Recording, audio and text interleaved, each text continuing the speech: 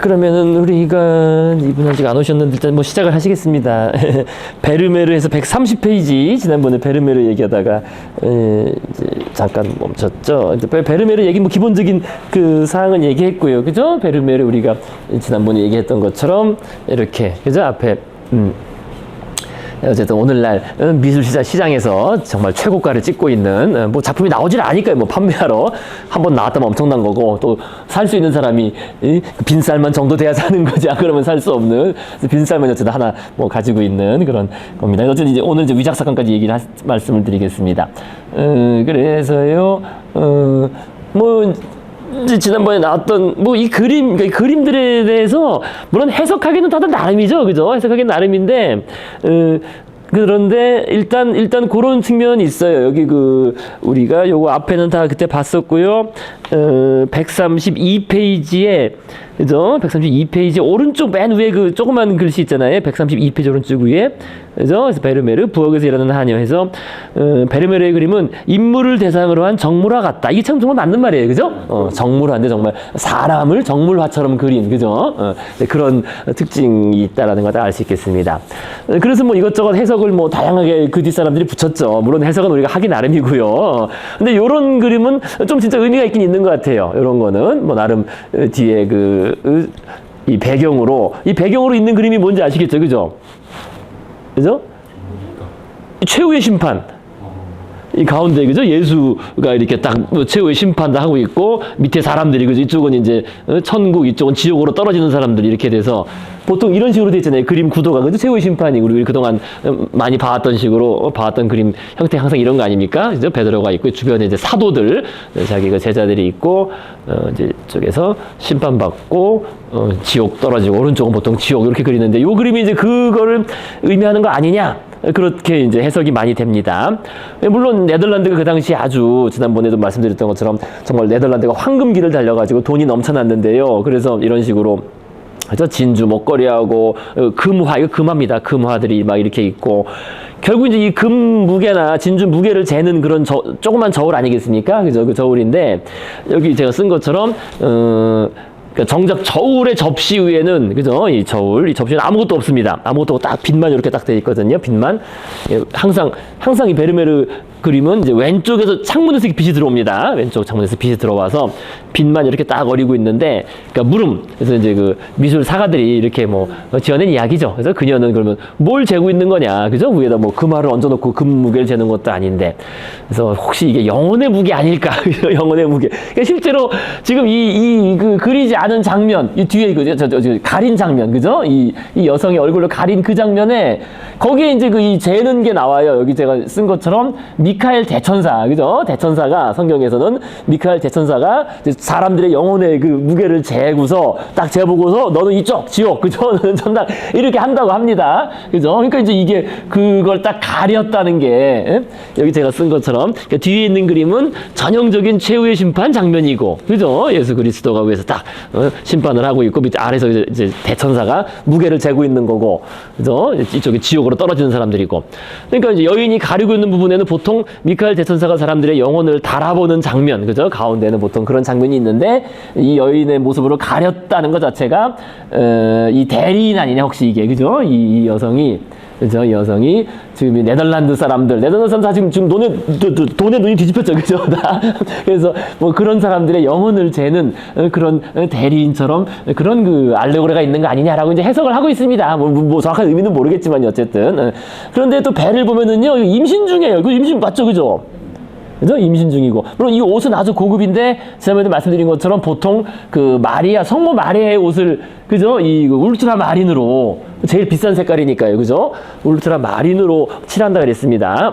그러니까 옷 색깔도, 옷 색깔을 보면 이게 성모 마리아를 보통 칠하는 색깔이고, 그죠? 이게 뭔가 임신을 했고, 그럼 혹시 이게 마리아냐? 뭐 이런 말도 있고요. 어쨌든 뭐 알아서들 그렇게 해석들 합니다. 그래서 어쨌든 이 그림에 대해서는 해석이 제일 많은 그림 중에 한 가지입니다.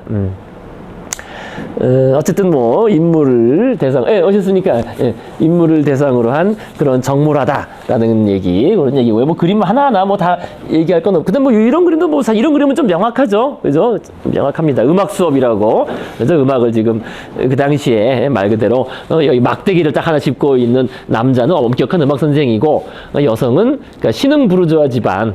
뭐 이 카페트 보면 알잖아요. 카페트가 엄청 그 고급반이에요, 그죠? 울트라마린 딱 넣어서 칠한, 그다음에 이런 그 의자도 아주 고급인 이런, 그러니까 네덜란드의 아주 그 부유한 집안의 여성으로서 일종의 뭐 여성들이 이제 뭐 부유한 집안 여성들은 교양 교육 받잖아요, 어릴 때, 그죠? 피아노 배우고 뭐 배우고 뭐 그런 수업 장면으로 이제 보인다는 겁니다. 이게 거울에 비친 여성의 얼굴이 잘 안 보이지만요, 표정이 밝지 않다, 그죠? 싫은데 이거 엄마 아빠가 시켜가지고 신부 수업 열심히 하고 있는 거, 그런 식의 뭐 그런 그림이다라고 해석을 하고 있습니다. 어쨌든 뭐 집안에 이런 게 다 이렇게 되는 거 뭐 엄청 부유한 집안인 거죠. 그래서 이것도 마찬가지고, 어쨌든 참 이 울트라 마린색을 정말 좋아해요, 그죠? 바닥까지 다 이렇게 칠해가지고, 그러니까 오죽했으면 울트라마린 이 물감 사다가 이 사람 파산했다라고 말할 정도로. 그다음에 이게 이제 가장 대중적으로 유명한 그림 아니에요, 그죠? 대중적으로 유명한 작품 진주 귀걸이를 한 소녀 해서. 그래서 그 다른 그림들과 구별되는 특징 중 하나는 그림 속 인물이 이제 화가, 그죠? 글이 있는 사람을 이렇게 쳐다보고 있다라는 것, 그죠? 다른 그림들은 이제 그런 게 없어요. 뭐 나중에 하나 더 있긴 있지만은요, 그죠? 다 이제 그 인물들은 뭐 직접 그 이 화가를 보고 있는 그림이 없는데, 그죠? 이 인물은 이제 화가를 응시하고 있다는 점에서, 야, 이거 혹시 화가랑 이게 뭔가 연인 관계 아니냐, 이렇게 사람들. 그래서 그 상상력을 발휘해서 나온 소설하고 영화도 있었죠. 기억나요? 영화도 뭐 그렇게 흥행하진 않았지만 어쨌든 뭐 꽤 그 소개는 됐습니다. 이제 이거를 그 소재로 한 영화라 그래가지고 소설이 쓰였고, 이제 그런 식으로, 그죠? 이것이 그냥 이 허름한 심부름하는 소녀가 이 베르베르랑 눈이 맞아가지고 이런 거 아니냐, 뭐 이렇게, 그죠? 어쨌든 이것도 특징은 허름한 두건, 사실 뭐 허름한 두건인데, 그죠? 허름한 뭐 옷차림도, 그죠? 그런데 어떻게 이런 여성이 비싼 귀걸이를 하고 또 가장 그 비싼 염료인 울트라마린으로 칠했다는 거는, 이건 뭔가 그 다른 남성이 주거나 한 거 아니겠느냐 해서 소녀에 대한 상상력을 꾸준히 자극시켜온, 어쨌든 뭐 가장 비싼 게 평가되는 이제 베르메르 작품 중에서요 대중 유명하고 그런 그림입니다. 뭐 너무나 뭐 많이 알려진 그림이죠. 자, 그래서 어쨌든 지금 지난번에도 말씀드렸는데요. 그러니까 이 베르메르는, 그러니까 페이메이르, 그죠? 네덜란드식 발음으로, 그 페이메이르는 울트라마린의 화가다. 그래서 울트라마린을 너무너무 좋아해서, 그죠? 근데 이 가격이 너무 비싸기 때문에 이거를 구입하느라고 재산을 탕진해서 파산했다는 썰까지 만들어졌다는 겁니다. 뭐 색깔이 참 뭐 예쁘긴 하죠. 그래서 오늘날에도 사용하고 있고요, 화가들은. 자, 그래서 그 다음에 이제 또 나온 이런 식으로 항상 울트라마린, 그죠? 의자도 항상 울트라마린으로 이렇게 칠하고 있고, 그죠? 그래서요, 한편으로는 빛은 항상 왼쪽에서 이렇게, 그죠? 빛은 항상 왼쪽 창문에서 이렇게 들어오고 있고요. 그런 식으로 항상 구성되어 있습니다. 그 다음에 이제 편지가 또 의외로 상당히 많이 등장해요, 편지가. 편지가, 그죠? 편지를 읽고 있는 여인. 근데 뭔가 편지를, 그죠? 조그맣게 펼쳐보는 거죠, 그죠? 뭔가, 그죠? 다 그냥 이렇게, 뭐라 그러나요? 그러니까, 오픈된 상태로 이렇게 펼쳐보는 게 아니라, 좁게 이렇게 보는 게 뭔가, 우리를 생각하게 하는 게 있죠, 나름. 자, 그래서 편지에 대해서는요, 편지는 어쨌든, 자, 그래서 지난번에 말씀드린 것처럼, 이 페르메이르는 이런 식의 그 장치를 이용해서, 그죠? 원근법이나, 그죠?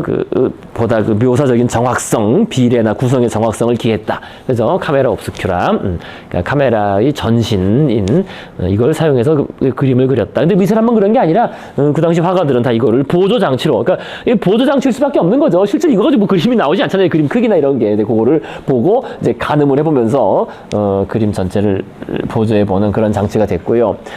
자, 그래서 또 편지가 또 나왔습니다. 그죠? 지금, 그러니까 여주인과 하녀. 그래서 지난번에 제가 말씀드린 것처럼, 그런데 이 울트라마린이란 물감이 너무나 비싼 물감인데, 근데 이게 주인한테 사용되고 있지 않고 다 계속 하녀들한테만 사용되고 있다는 게 이제 주목할 사항이에요. 그죠? 하녀들. 응? 다들, 하녀들이 주로, 뭐 꼭 그런 건 아니지만 주로 하녀들이 그 울트라마린 옷들을 입고 있어요. 뭐 두건을 아까 쓴다든지 말이죠. 오히려 낮은 약간 그런 그 계층의 사람들이. 그래서 이건 지금 그 하녀가 여주인한테, 그죠? 그 편지를 가져온 뭐 그런 장면입니다. 그래서 뭔가 말을 하는데요. 어쨌든 편지가 많이 나옵니다. 이런 식으로요. 또 이제 이것도 또 많은 사람들의 상상력을 자극하는 그런 또 그런 그림입니다. 이것도 어쨌든 하녀가 앞치마 같은 거죠. 그죠? 울트라마린 앞치마를 들고 있고, 이 주인, 아주 귀부인이죠. 귀부인. 딱 봤을 때, 그죠? 귀부인이 편지를 쓰고 있는데요. 이 하녀가 무슨 생각을 하고 있을까? 해서 뭐 이 그림 뒤하고 연관해서 뭐 이런저런 얘기를 많이 합니다. 그래서 하녀가 지금 뭔가 밖에서 온, 그죠? 어떤, 이 편지를 전해줄 사람이 오나, 안 오나, 그죠? 그러니까 이 편지를 받아서 하녀가 또 전해주러 나가야 될 거 아니에요. 그거를 기다리고 있는 건지, 아니면은 지금 하녀가 좀, 뭐, 비웃고 있는 건지, 주인을, 그죠? 이 관계를 뭔가, 아니면은, 주인한테 무슨 생각을 뭐 불러주고 있는 건지, 이렇게 쓸까, 어떻게 쓸까, 그죠? 뭐 그런 식의 얘기를 하고 있는 겁니다. 그런 식의 해석들을 많이 하고 있어요. 자기 그림이 기록 같은 거 잘 안 남기죠? 그러니까 그냥, 그죠? 그러니까 그림이 어떻다 해서 해석을 잘 남기진 않죠. 해석을 남기진 않죠.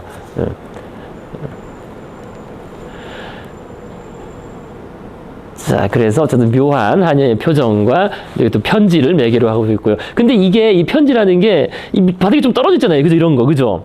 그러니까 이런 게 지금 뭔가 상징하는 게 있다는 거예요, 이게. 어쨌든 그러니까 이게 떡밥인 거지. 그 뒤에 미술사가들이 야, 이게 뭐냐 해가지고 막 스토리를 막 지어내는 겁니다. 물론 알 수는 없어요, 답은. 그래서 이제 예를 들어 이런 거 같은 경우에도, 이것도 지금 이 뒤에 하녀가, 딱 보면 일하는 하녀가 지금 울트라마린으로 아주 고급 납치마를 쫙 두르고 있고요. 지금 하녀가 지금 편지를 가져와서 딱 주인한테 준 거예요. 주인이 뭔가 묻고 있는 거죠, 그죠? 이거 지금, 어떻게 했냐. 근데 하녀는 뭔가 자신, 안심하라는 표정인 겸 하면서 다 얘기해주고 있는 거, 뭔가 전해주고 있는 거 아니에요. 그죠? 그런데 여기 어쨌든 여기 슬리퍼 같은 게 이렇게 막 벗겨져 있고 뭐 이런 게 그 당시에는 뭐 그죠? 성적인 뭐 그런 관계 같은 걸 의미했다고 합니다. 그러니까 이것도 뭔가 그 하녀가 뭔가 전해주고 어쨌든 하녀는 그 역할을 하는 거니까요. 그죠? 그래서 결국 추정컨대 하녀들이 다 이 울트라마린을 입고 있고 이런 거 보면은 제가 여기 쓴 것처럼, 그죠? 결국 이거던, 그죠? 아니면 이런 거던, 그죠? 그 두 사람 간의 관계와 어떤 일의 어쨌든 일의 전모, 그죠? 전체를 다 아는 건 하나밖에 없는 거잖아요.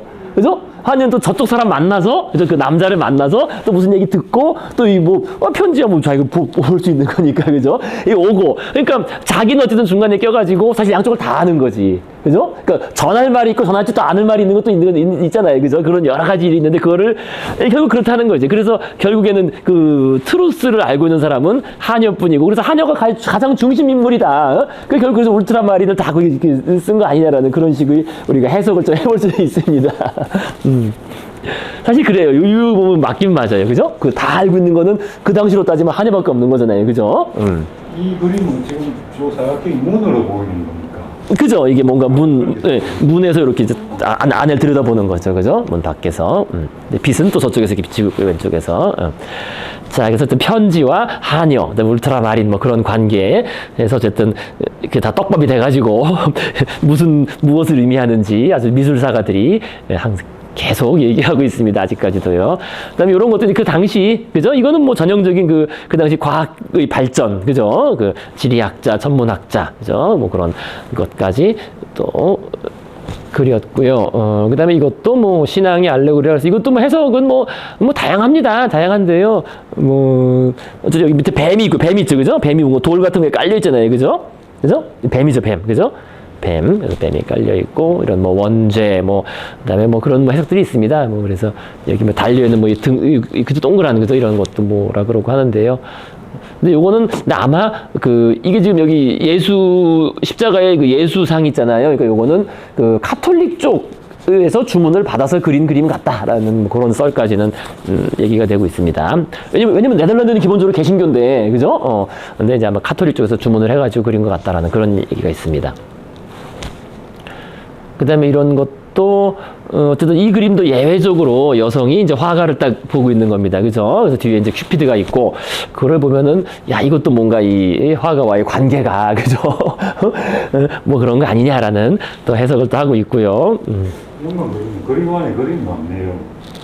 네? 네. 그림 안에 그림. 그죠? 그림 안에 그림이 많아요. 그림 안에 그림이. 이 그림이고. 자, 그래서 그걸 가지고 또 이리저리 해석을 하는 그런 사람들도 많습니다. 이것도 그림 안에 또 그림들이 많이 있어요. 이건 물론 지도인데, 이게 네덜란드 지도입니다. 옛날에. 네덜란드가 이렇게 된 걸 이렇게 좀 돌려놓은 건데요. 그러니까 옛날 네덜란드 지도라고 합니다. 그래서 요거에 대해서는 뭐 거기 설명이 있습니다. 어쨌든 이 그림도 뭐 이제 떡밥이 많죠. 근데 여기 이제 데스마트크도 있고 이래서 어쨌든 근데 이 그림을 그 페이메르가 아주 자기 스스로도 귀하게 생각했나 봅니다. 그래서 그가 파산했을 때 원래 다 팔잖아요. 그림 파는데 파산했을 때에도 이 그림만은 이제 팔지 않았다고 합니다. 완전히 파산했을 때도요. 그래서 이 그림에 대해서는 그래서요. 우리가 지난번에 저기 봤었죠. 그죠? 131페이지 있었잖아요. 그죠? 131페이지, 131페이지 아래쪽에 있는 그거 작은 글씨 잠깐 읽어보면은요, 그러니까 그림에 나타나는 의미층은 서로 복잡하게 얽혀 있다. 그래서 역사의 여신 끌리오가 화가의 모델이 되고 있다. 이게 책 들고 있는 책이 역사책이라서 그런 것 같아요. 그래서 역사의 여신 끌리오, 예전에 그 사피엔스도 나왔었는데요. 라고 하고 보고 있고, 또 테이블 위에 널려 있는 회화에 관한 논문, 조각상, 데스마스크, 그죠? 죽은 사람이 얼굴이 이렇게 뜬 거죠, 그죠? 그게 보이시죠, 그죠? 죽은 사람 얼굴 뜬 거, 이제 이런 게 다 이제 화가의 작업 보조 도구가 되게 하지 않겠습니까? 또 스케치북도 있고, 분리 독립되기 전 17개의 지방으로 구성된 네덜란드 지도가 저 뒤에 벽에 걸려 있는 겁니다. 벽에 걸려 있는 그 지도가 그 옛날 네덜란드 지도입니다. 이런 사물들이 그림 해석에 실마리를 제공을 하지만 사실 알 수가 없어요. 뭘 그렸는지는 알 수는 없습니다. 그래서 화가의 영감을 고무하고 있는 역사의 여신은 역사책을 들고 네덜란드 회화의 명예를 증명하듯 하다고 하지만 뭐 사실 이게 애매한 말이죠. 알 수는 없고요. 어쨌든 뭐 이게 여기 지금 그림을 그리고 있는 사람은 페이메르 자기 자신으로 생각을 그려 넣은 거기 때문에 이 그림을 마지막까지는 이제 팔지 않은 거죠. 그러니까 파산을 당했어도 팔지 않고 끝까지 이 집에서 가지고 있었던 그런 그림이 되겠습니다. 자, 그래서 한 페이지 넘어가시면은요, 또 그 부엌에서 일하는 그 하녀도 마찬가지예요. 그죠? 하녀가, 결국 하녀가 그 앞치마가, 그죠? 가장 비싼 물감인 울트란 마린으로 이렇게 칠해져 있지 않습니까? 그죠? 옷소매도 그렇고요. 그래서 하녀가 가장 중심이 되는 인물이다. 그죠? 그렇게 볼 수가 있겠습니다. 그래서 그 아래쪽에 안 읽었던 부분이 있습니다. 그러니까 위에서 넷째 줄이죠. 그러니까 부엌에서 일하는 하녀를 보면 그가 선이 아니라 구슬과 같은 빛의 알갱이로 사물의 윤곽선을 그려냈음을 알 수 있는데, 특히 우유단지 가장자리 모자이크 같은 물감 자국을 보면 확연하다. 그러니까 빛의 알갱이로 그렸다는 건 점을 찍었다는 거, 이게 점묘화랑 비슷하겠는 거예요. 점묘화 들어보셨죠? 점점 찍어서 하는 거죠. 약간 그런 디지털적인 기법을 썼다는 겁니다. 그래서 베르메르는 또한 사물이 빛과 얼마나 가까운가를 통해 색상의 강약을 조절하는 데 능숙했다. 이 그림에서는 투박한 모양의 빵덩어리가 가장 강렬한 빛을 받고 있으며 물감을 두껍게 칠한 임파스토 기법으로 이제 임파스토 지난번에 반죽, 그죠? 그냥 물감 반죽을 그냥 칠하는 거라 했습니다. 그죠? 파스토가 이제 페이스츄리, 그죠? 페스츄리, 그 반죽을 그냥 칠하는 빵을 그렇게 그렸다는 겁니다. 빵덩어리가 위에. 베르메르의 세부 묘사에 대한 관심은 무채색으로 회칠한 벽면의 단조름을 피하기 위해 얼룩이나 구멍, 못까지도 묘사하는 것을 보면 알 수 있다. 그죠? 뒤에 벽에 막 못 자국이 있고 못도 있고 그렇잖아요. 그죠? 그래서 하얀 벽이 아니라 그런 것까지 다 이렇게 실감나게 묘사를 했다. 그래서 구석에 막 곰팡이 쓴 것도 다 묘사를 했어요. 그죠? 구석에. 그죠? 아주. 그래서 구도는 균형이 매우 잘 잡히고 조화롭게 융화되어 있어 그 중에 어느 한 가지라도 옮기면 전체의 안정감을 얻을 듯하다. 이 그림의 극적인 사건은 결여되어 있지만 자기 일에 몰두하는 하녀의 모습이 존엄한 분위기마저 느끼게 해준다. 한 비평가는 일찍이 어떤 네덜란드 화가도 베르메르만큼 여성을 극찬한 적이 없다고 말한 바 있다. 근데 여성 중에서 특히 이제 하녀들, 그죠? 하녀들을 대상으로 한 정물화를 그렸다. 이렇게 정물화라는 표현이 제일 맞는 것 같아요. 인물을 대상으로 한 정물화. 라는 표현. 자, 그래서 베르메르 얘기가 이제 끝난 게 아니라요. 이제 그 위작 사건 얘기를 간단히 하시겠습니다. 그런데 이제 베르메르가 제일 유명해진 것은 이것 때문에 사실은, 그죠? 그러니까 이것 때문에 너무너무나 유명해져가지고 오늘날에도 모르는 사람이 없는 또 그림값이 하늘을 찌르는 일이 된 거죠. 이 위작. 이런 일이 발생하면 원래, 그렇죠. 그래서 이제 판 메이헤른이라는 네덜란드 사람입니다. 이 사람. 한판 메이헤른이라는 사람이 이름도 비슷해요. 그죠? 좀, 그죠? 그쪽 사람이라서. 그래서 이 판 메이헤른은 처음에는 델프트 공과대학, 델프트가 이 베르메르의 고향입니다. 그죠? 고향, 그죠? 그 고향 그쪽 사람이죠. 이 사람도, 이 위작을 그린 사람도. 사실 그게 또 이제 말이 연결이 되니까 그래서 위작이 통했던 거예요. 자기 고향에서 오래된 그림이 발견됐다. 이런 식으로 나중에. 안 그러면 어디서 그림이 갑자기 튀어나오겠습니까? 그죠? 그러니까 그 사람이 자기가 이제 베르메르의 고향인 그 공과대학에 다니다가 옛 네덜란드 화가들에게 강한 흥미를 느꼈고 곧 화가의 길에 몰두한다. 그래서 이제 자기가 옛날식으로 자꾸 그림을 그렸더니 그가 그린 그림들은 옛 화가들의 방식을 따르고 있다는 이유로 비평가로부터 혹평을 받는다. 그죠? 이건 벌써 20세기 초니까요. 20세기 초에는 그죠? 아주 뭐 추상화니 뭐니 이런 것 등의 그 모던한 그 회화 움직임들이 많았는데 계속 이 사람은 옛날 그림 방식으로 그렸으니까 이거 평가를 못 받은 거예요. 자기가 그림을 그려서 이렇게 해도 그래서 아주 혹평을 받았습니다. 그래서 이제 화가 난 거지, 이 사람이. 그래서 이에 그는 이 미술 비평가들 이놈들 말이야. 이놈들 몹시 경멸하면서 그들은 전문가도 아니고 신미함도 없다. 그죠? 그림 볼 줄 모른다. 라는 것을 증명하기 위해 위작소동, 그죠? 그들이 속아 넘어가면 나중에 위작임을 폭로하여 망신을 주기, 요거를 이제 일으키고 이렇게 마음먹은 거예요. 이놈들 이게 그림 볼 줄도 모르고 말이야. 이거 지금 무슨 전문가, 이거 다 사기꾼들이다. 해가지고, 그죠? 그래서 이제 마음을 먹고, 그러려면 아까 말씀드린 것처럼 가장 적당한 게 뭐냐면은 없던 그림이 나오면 안 되니까 자기 고향에 숨겨진 이런, 그죠? 그런 뭐 맥락이 있어야 되니까 그 자기 지역, 그죠? 델프트 그 지역의 화가 페르메이르의 위작을 만들기로 결심을 합니다. 해가지고 그는 위작을 진품처럼 보이도록 하기 위하여 4년 동안 연구하였고, 그래서 첫 번째 결과물이 엠마우스에서의 만찬. 그죠? 이거 예전에 카라바조 그림이 있었잖아요. 그죠? 그 그림, 그거를 이제 요겁니다. 그죠? 엠마오 마을로 가는 이 얘기 아시죠? 엠마오 마을로 가는 두 제자들 왜 그런 얘기 성경에 나오잖아요. 그죠? 네. 그죠? 예수가 죽은 다음에, 그죠? 십자가에서 매달려 죽고, 그 다음에 제자들이 실망해서 흩어지고, 이제 엠마오 마을로 두 제자가 가는데, 어느 여인숙에 묵었는데, 그죠? 묵었는데, 이제 부활한 예수가 나타나가지고, 같이 합석을 했는데, 예수인 건 지금 제자가 두 명이죠. 그죠? 저건 여인숙 주인이고, 여인숙, 안주인, 이번에 여성입니다. 여인숙 안주인이고, 이쪽 제자, 이게 예수고, 그죠? 그래서 제자가 합석을 해서 식사를 하는데, 그죠?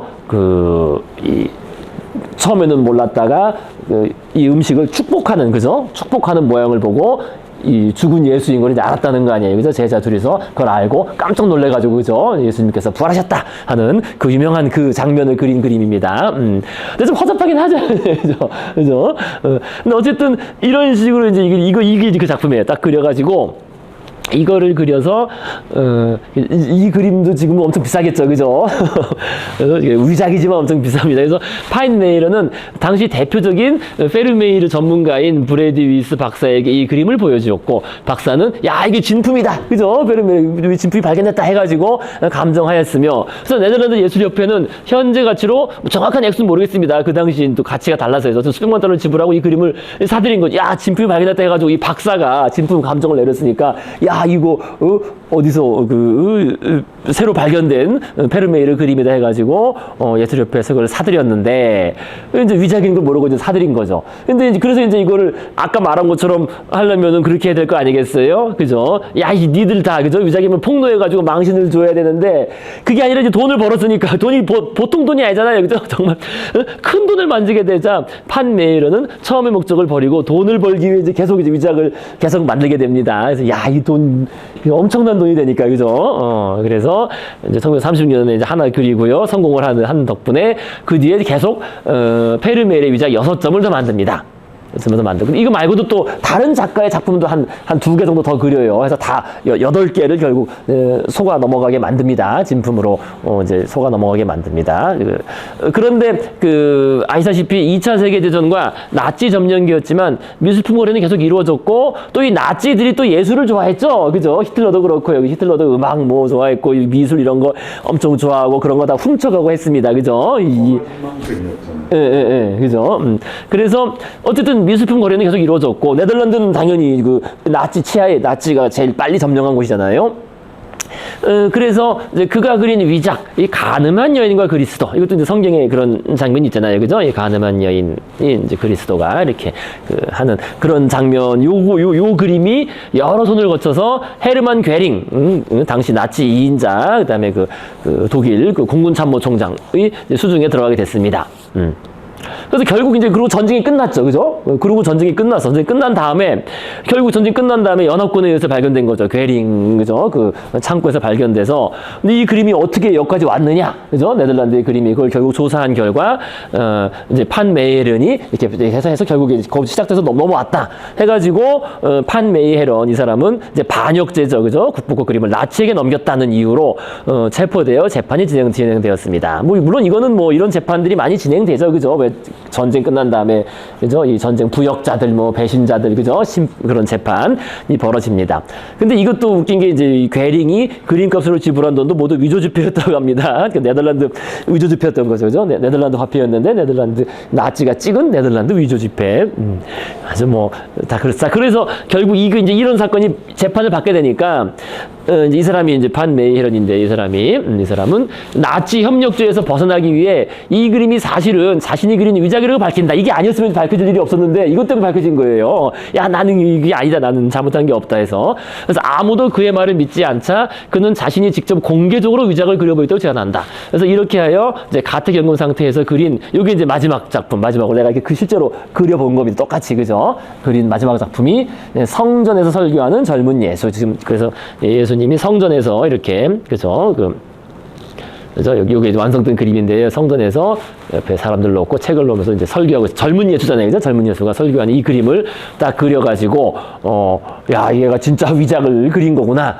그래서 드러납니다. 결국 그러면 이제 그걸 확인해야 되니까 위원회가 구성되어서 조사한 결과 페르메르가 살던 17세기에는 쓰이지 않았던 코발트 블루가 위작들에서 발견되었고. 그죠? 그래서 이것으로 판 메이헤른의 그림은 모두 위작임이 증명되었다. 이런 식으로 스스로 그려서 증명을 하고 또 그 물감을 가지고 이제 증명을 해서 이에 판 메이헤른은 반역자가 아니라 나치까지 속여 넘긴 뛰어난 솜씨를 가진 작가로 갑자기 이제 이름이 막 치솟아가지고 이 위작들을 지금 살 수도 없어요, 위작들은. 살 수 엄청 가격이 이거 또 거의 맘먹습니다. 이것도 그 진품하고. 그렇잖아요. 몇 개 없는 역사적으로 이름을 날린 작가들한테 그 그림 아니겠어요? 자, 그래서,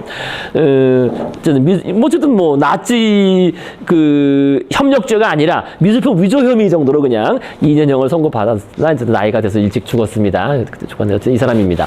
그래서 이런 사건 때문에 엄청 유명해진 거예요. 그래서 이것도 소설로도 나오고 뭐 많아요. 이 책도 많이 나오고 이 위작 사건 또 미술사 책에도 보면 많이 나옵니다. 항상 위작에 대한 얘기가요. 그래서 지난번에 말씀드린 것처럼 위작이나 모조품이 가장 많은 게 렘브란트고요. 그거는 뭐 진짜 지금도 계속 그죠? 계속 진품 감정이 계속 진행되고 있는 거의 수백에서 수천에 이를 정도로 셀 수 없을 정도로 위작이 제일 많은 작가 중에 한 명이 렘브란트고, 그다음에 이거는 정말 나치까지 속였다. 뭐 이렇게 해서 몇 개 없지만은 역사상 가장 유명한 위작 사건이 됐습니다. 자, 그런데 어쨌든 뭐 그림이 좀 다르긴 하죠. 풍이 그죠? 이제 예술을 그리는 거에 좀 풍이 좀 다르긴 한데 아이고 이렇게 갔냐? 그래서 좀 다르긴 한데 좀 그러기도 하고 요게 이제 속아 넘어갔다는 건데 이거랑 그죠? 아까 그거랑 좀 비슷합니까? 이게 비슷한가? 비슷해 보이지 않는데. 네, 그 당시 좀 그랬나? 그죠? 선명한데 이거는 별로 그렇지가 않잖아요. 근데 근데 모르겠어요. 이것도 사진을 또 이렇게 찍어 사진이 또 이것도 옛날 사진이래 가지고요. 그죠? 이 사진 자체도 옛날 사진이에요. 이거 그죠? 지금 뭐 좀 이 의자건 어디 진열되어 있는 것도 아니고 의자를 또 옛날 사진이라서 이게 좀 그렇습니다. 어쨌든 뭐 속아 넘어갔다고 하는데 가장 유명한 사건. 그래서 페르메는 역사상 지금 그 레오나르도 다빈치와 또는 고흐와 맞먹는 사람이 된 이유 중에 한 명입니다. 이 사건 때문에 더더군다나 오늘날 우리들한테 그렇게 크게 알려진 사람이 됐습니다. 자, 그 다음에요. 이번에 이제 133페이지 영국, 이제 드디어 영국으로 넘어가시겠습니다.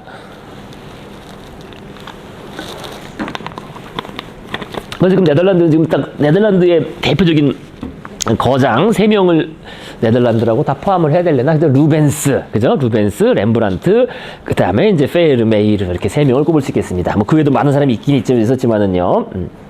역사적으로 대가라고 불리는 사람은 3명. 자, 그 다음에 이게 시대 순서가 약간 좀 엇갈리게 돼 있는데요. 이 사람이 좀 나라 순으로 이렇게 해가지고 이렇게 한데, 영국을 보시겠습니다. 영국 바로크. 133페이지, 영국 바로크. 그러니까 바로크 시대가 언제부터라 그랬습니까? 바로크 시대가 1600년부터 1800년까지 이렇게 생각하시면 됩니다. 1600에서 1800년까지. 그러니까 르네상스가 그 1400년부터 그죠? 1600년, 200년을 보통 잡긴 하는데요. 물론 좀 넓게 잡은 거지만은요. 그죠? 르네상스를 1400에서 1600. 그러니까 그 앞에 1200에서 1400이 고딕, 그죠? 고딕 미술, 고딕. 그다음에 1400에서 1600이 르네상스. 그다음에 1600에서 1800년이 바로크입니다. 바로크. 그런데 영국 바로크는 아무래도 좀 그 뒤쪽으로 그 시기적으로 좀 뒤늦습니다. 그거는 영국이 이제 또 나오겠지만 이게 영국이 한마디로 말하면 그 변두리 아닙니까? 변두리. 문화적으로는 제일 변방 아니에요. 그죠? 로마 뭐 이런 데서 또 기준으로 따지면 이 야만인들 사는 곳에 있는 그런 그 해적들 그런 거기 때문에 이게 늦어요. 영국이 사실 문화적인 변두리.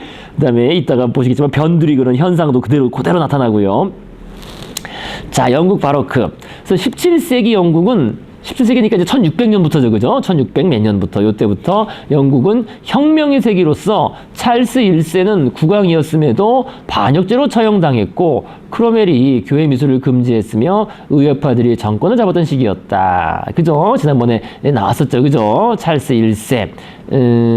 찰스 1세 그림이 몇 페이지에 있나? 저기. 그래서 찰스 1세의 저기 123페이지죠. 123페이지.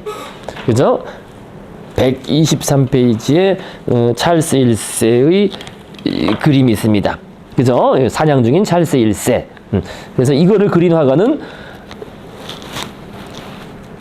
반다이크, 그죠? 반데이크라 그래서 이 사람은 그 플랑드르, 그죠? 플랑드르 네덜란드 화가입니다. 그러니까 네덜란드 화가가 여기까지 건너와서 한마디로 말하면 변방에 와가지고, 그죠? 변방의 왕이 이렇게 초청을 해가지고 자기 그 초상화를 그리게 한 겁니다. 그러니까 뛰어난 솜씨가 있는 사람은 어쨌든 영국 사람이 없던 거예요. 지금 그게 중요한 포인트입니다. 지금 말씀드릴 내용이요. 그러니까 그 전까지는 또 그 앞에 이제 홀바인이 좀 이따 나오거나. 자, 이게 찰스 1세고요. 찰스 1세가 그 왕권 신설을 주장하고, 그죠? 자기는 왕은 하늘이 내린 거다. 그래서 의회를 무시하고, 자기 마음대로, 그 다음에 또, 약간 카톨릭적인, 그죠? 그런 정책을 펴는 바람에, 이제 의회파, 그죠? 의회파가 들고 일어나서, 결국, 내란 끝에, 그 크로멜이 이제 승리해가지고, 공화파가 잡는 거죠. 공화파가 잡아가지고, 찰스 1세를 처형하고, 처형했으니까 이제 크로멜은 청교도 아니에요. 완전히 아주 청교도였어요. 여러분 아시잖아요. 크로멜이 한 편 정책이 뭐 장난이 아니었죠. 그죠? 그 청교도 정책, 청교도에서 그 음주 가무를 금했죠. 이게 제일 유명한 사건이죠, 그죠? 말로 표현하면 극단적인 좌파야. 그죠? 완전히 꼴통이죠, 많이들, 그죠? 그러니까 음주 가무를 금했어요, 음주. 그러니까 아예 음주 가무면 이거는 신의 뜻이 어긋난다 해가지고 그다음에 그만 정도 아니라 잡히면 다 그냥 그 단두대 다 죽여버렸어요, 다. 크로멜이 아주 철권 정치를 했죠. 그죠? 그 철기군, 자신의 철기군을 바탕으로 해서, 근데 아주 청교도였기 때문에, 그걸 있는 그대로, 그 레디컬하게 성경을 그런 식으로 적용해서 음주가물을 금해가지고 사람들이 아주 신음 속에 살아갔다는, 어둠의 시대에 지냈다라는, 그래서 결국 크로멜이 무너진 이유가 그거라 그래. 결국엔 나중에 딱 그냥 바뀌게 된 게, 야, 저 술도 먹고 좀 노래도 부르고 놀아야지, 이거. 사람들이. 어쨌든 그래서 교회 미술은 당연히 금지돼. 이거는 교회 미술, 이건 다 우상 숭배니까 안 되는 거죠. 청교도 입장에서는 아주, 그죠? 우상 숭배는 안 되고. 그래서 결국 이제 크로멜이 강력한 철권 정치를 휘두르면서 의협파들이 물론 정권을 잡고 이제 그런 식이었습니다. 그러니까 당연히 미술이 번성할 수가 없었죠.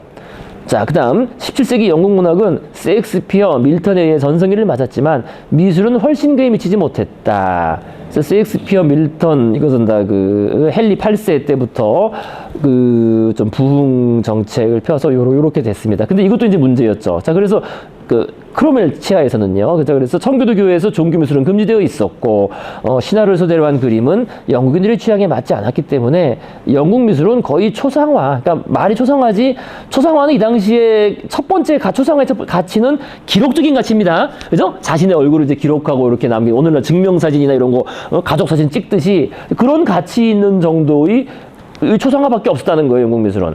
그래서 과거 영국의 우수한 초상화가는 홀베인과 반데이크에 의해서 보듯이 거의가 외국인들이었다.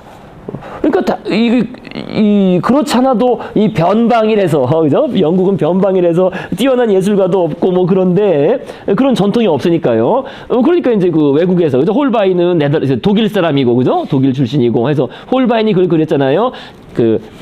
헨리 8세의 초상화를 그리고 부인들 초상화도 그리고 그때 아마 나왔었습니다. 그래서 홀바인, 이거 독일 사람, 반데이크도 플랑드르, 그죠? 네덜란드 사람. 이런 식으로 다 외국인들의 우수한 화가들을 초빙해서 그림을 그리는 그런 수준이었고, 진정 영국 출신의 화가는 없었던 거예요. 근데 이제 드디어 영국 출신의 화가가 나온 게 이게 이제 처음입니다. 이게 여기 바로 제가 쓴 것처럼, 그래서 윌리엄 호가드에서 영국 회화의 아버지라는 말이 나오잖아요, 그죠? 그러니까 이게 민족주의적 관점에서 영국 사람으로, 영국 출신의 화가로는 이제 최초로 이제 그럴듯한 그림을 그린 사람이다. 그래서 지금 우리가 아래쪽에 호가드하고 그다음에 요 세 명을 그래서 영국 미술사에서는 이제 요 세 명을 시조로 이제 취급을 합니다. 이제 민족주의적 관점에서는요. 자, 그래서요.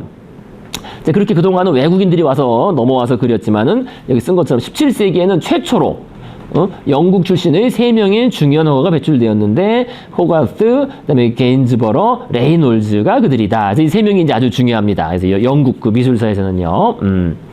그리고요, 이제 요게 시대 순으로 살짝 원래 좀 뒤로 밀리거든요. 이제 살짝 뒤쪽인데, 그러니까 이제 주로 활동한 시대가 17세기라고 하면 18세기에 해당하는 사람들인데, 사실은 그러니까 실제로는 시대가 좀 약간 건너뛰었습니다.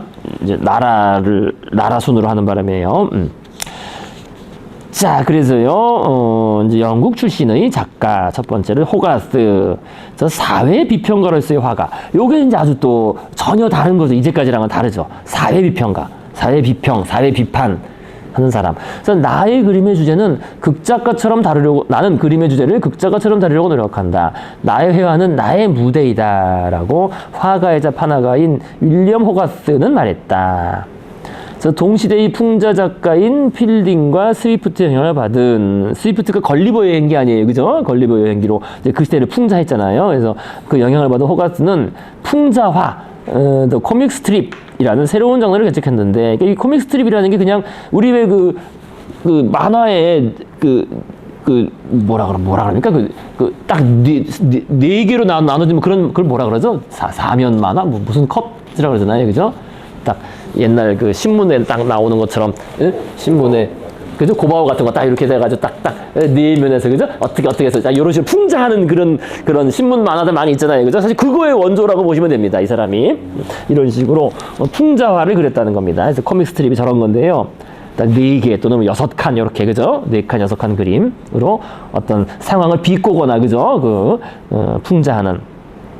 그래서 그런 장르를 개척했는데, 이것은 당시의 풍속을 조소하는 일련의 일화 같은 그림들을 말한다. 그래서 풍자하는 거죠. 그래서 사회를 풍자하고 정치를 풍자하고 뭐 이런 거예요. 그 시대를 풍자하고. 그래서 대중들은 이제 요게 제일 중요한 표현이에요. 대중들이라는 말이. 그게 처음 나온 거예요, 사실상. 어떤 의미에서는. 그죠? 대중들이란 말이 처음 나온 겁니다. 그러니까 네덜란드만 하더라도 물론 네덜란드도 이제 사실 이제 그게 넘어오긴 하는데요. 네덜란드도 그때 나왔던 것처럼 정육점 주인조차 자기 가게에다가 그림을 걸어 놓았다 할 정도로 네덜란드에서도 그 대중들이 이제 그림을 막 사서 걸어 놓고 이랬던 건데 요거는 좀 더 달라요. 좀 더 다른 게 이건 진짜 대중까지 내려간 거예요. 대중. 민중, 대중들까지. 이게 이제 예술을 구매하고 소비하는 층 자체가 이제 완전 대중화가 됐다는 겁니다. 그게 제일 중요한 얘기예요, 그게. 그리고 그게 왜 그렇게 됐느냐? 그렇게 된 이유가 있겠죠. 그거는 대중 매체가 발달해서 대중 매체. 대표적인 게 바로 신문입니다. 그죠? 그러니까 누구나 볼 수 있는, 그죠? 그러니까 그 전에는 그림을 사면은 그림은 그 한정돼 있으니까 그죠? 귀족들이나 이런 사람들밖에 구매해서 못 봤는데 이제는 그 신문을 통해서 그죠? 이런 풍자화를 접하게 됐다는 겁니다. 그게 제일 중요한 포인트예요, 지금 여기서는. 그래서 약간 시대가 좀 지나갔는데, 어쨌든, 그게 제일 중요한 포인트입니다. 그래서 대중들은 이와 같은 풍자화들을 담은 호가즈의 판화를 대량으로 구입하였으며, 이거는 대량으로 구입 가능한 게 판화는 여러 개 찍어내면 되는 거니까요, 그죠? 찍어내면 되는 거니까. 그래서 이러한 작품들로 인해 호가즈는 영국 화가로는 최초로 다른 나라에까지 명성을 떨치게 되었다. 이게 이제 그 판화가 다른 나라 사람들 막 구입하게 됐다는 겁니다. 그 찍어낸 판화들을요. 그래서 호가즈는 대륙의 화가들을 숭배하고 자국의 미술에 열등감을 갖고 있는 영국의 문화 환경을 극복하기에 평생 분투했다. 요게 이제 영국, 아까 말씀드린 대로, 그죠? 영국은 문화적으로 변두리기 때문에 끊임없이 그 프랑스나 뭐 네덜란드나 그 이탈리아, 로마의 그런 미술, 예술에 대해서 그쪽을 동경을 했잖아요. 자기네들은 항상 뒤떨어진. 근데 이제 호가즈는 그렇지 않다라고 이제 그렇게 한 그런 의미에서 아까 말씀드린 이제 앞에 써 있는 최초의 영국 회화의 아버지다 이렇게 불린다는 겁니다. 그래서 그는 거장들의 그림을 이해하지도 못하면서 무조건 숭배하는 사람들을 가차없이 비판했고 유행을 좇는 초상화들을 경멸했다. 그는 초상화에서 부조화가 오히려 인물의 성격을 잘 나타내준다고 믿었기 때문에 인물을 미화하기를 거부했다. 이러니까 어떻게 돼요? 결과적으로 그에게 초상화를 주문하는 사람은 줄어들었잖아요. 그죠?